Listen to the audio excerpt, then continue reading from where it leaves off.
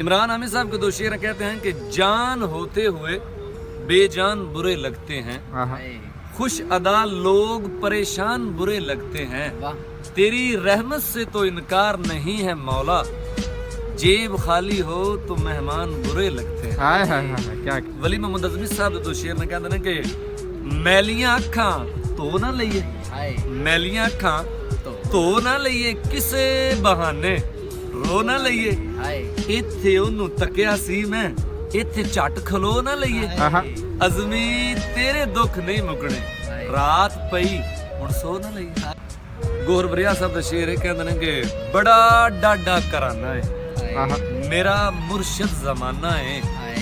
जरा मैं सीध विच होला तू मन्नेगा निशाना है, ते वफा दी लाश नहीं लभी जनाजा गायबाना है, ते ए चलदा क्यों नहीं तेथों जे तेरा कारखाना है, बड़ा डाडा कराना है। अहमद फरूकी साहब का शेर है, कहते हैं कि तुम्हारी आंखों के गम के मारों का क्या बनेगा, खुदा की बंदी खुदा के बंदों का क्या बनेगा,